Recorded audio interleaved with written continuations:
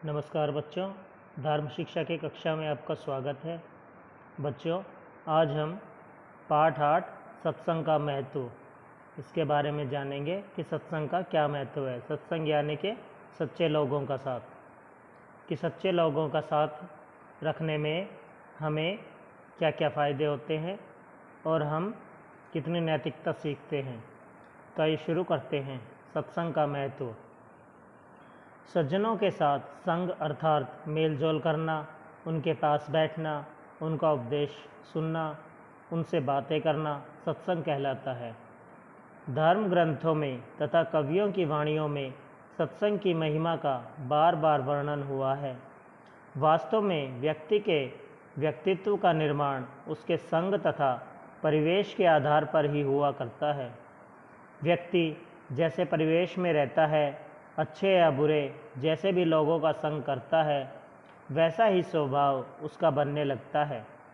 अपने संगी साथियों के आचरण जैसा ही उसका आचरण होने लगता है। उनके गुण दोष उसके अपने गुण दोष बनने लगते हैं। यही कारण है कि धर्मशास्त्र तथा महापुरुष सत्संग पर बल देते हैं और कुसंगति से दूर रहने के लिए कहते हैं। उनकी स्पष्ट चेतावनी है कि नीच लोगों की संगति से बुद्धि नीच हो जाती है। नीच यानी जो गलत और बुरे लोग होते हैं, अगर हम उनका साथ करते हैं तो हमारी बुद्धि, हमारा मस्तिष्क, हमारा विवेक जो है नष्ट हो जाता है। समानों की संगति बुद्धि को समान बने रहने देती है, जबकि सत्संग उसे विशिष्ट बना देता है। सत्संग बुद्धि को उज्ज्वलता प्रदान करता है। चंदन के पास के दूसरे वृक्ष भी सुगंधित हो जाते हैं।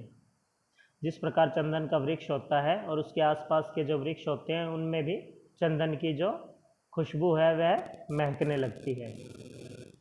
जिस प्रकार जल की बूंद गर्म तवे पर पड़ने पर नष्ट हो जाती है, कमल के पत्ते पर मोती जैसी लगती है, और वही बूंद यदि स्वाति नक्षत्र में समुद्र की सीपी में गिर जाए तो मोती बन जाती है। इसी प्रकार सत्संगति व्यक्ति को चमका देती है, नीच की संगति व्यक्ति को बर्बाद कर देती है। अच्छी संगति से व्यक्ति का अपना व्यक्तित्व निखरता है। महापुरुषों और साधकों की संगति से व्यक्तित्व इतना निखर जाता है कि असली मोती के समान अनमोल रत्न बन जाता है। सप्तऋषियों की कुछ देर की संगति ने वाल्मीकि को ऋषि बना दिया था। पारस की संगति तांबे को सोने में बदल देती है।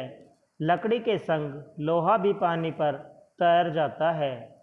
विद्वानों के पास रहने वाले तोता मैना वैदिक ऋचाओं का पाठ करने लगते हैं। भौरे के साथ खेलता हुआ कीड़ा भी भौरा बन जाता है। चंदन वृक्ष के निकटवर्ती वृक्ष चंदन ही बन जाते हैं। महर्षि दयानंद के संपर्क ने इस जाति को श्रद्धानंद, दर्शनानंद, हंसराज, गुरुदत्त, लेखराम, राजपाल प्रदान किए।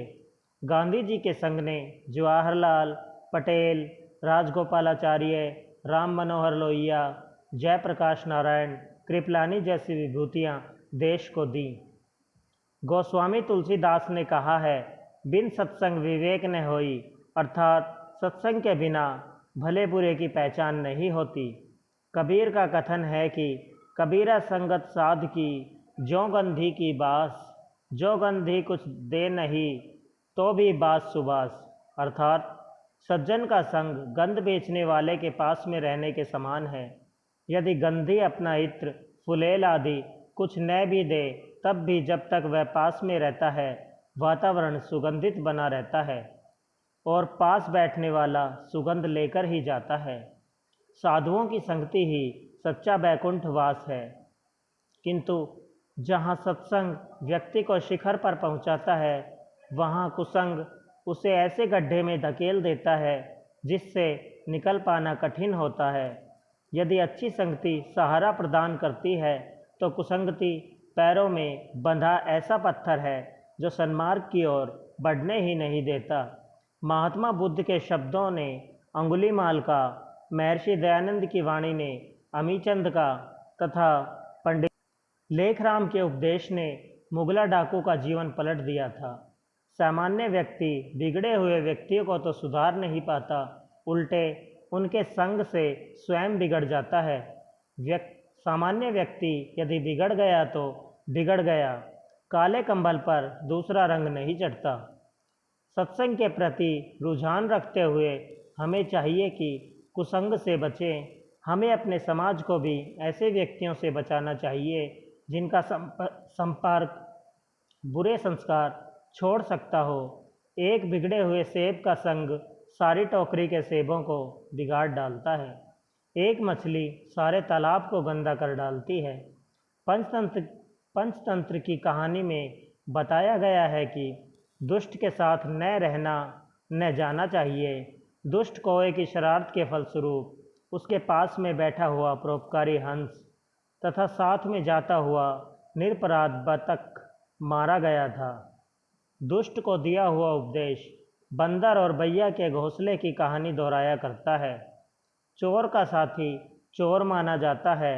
कलाली के हाथ में लिया हुआ दूध भी शराब समझा जाता है। अर्थात शराबी जो होता है, अगर वह अपने हाथ में दूध का गिलास भी पकड़े हुए हो तो लोग समझते हैं कि शराब ही होगी। एक बार पैर कीचड़ में पड़ा तो फिर यह नहीं देखा जाता कि अब पैर कहाँ पड़ेगा।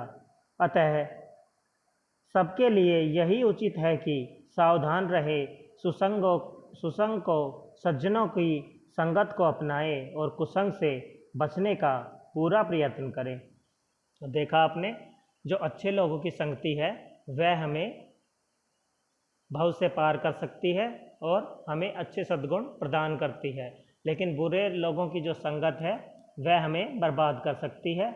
और दुष्ट लोगों की संगति से हमें बचना चाहिए और सच्चे तथा अच्छे लोगों का साथ अपनाना चाहिए। ठीक है।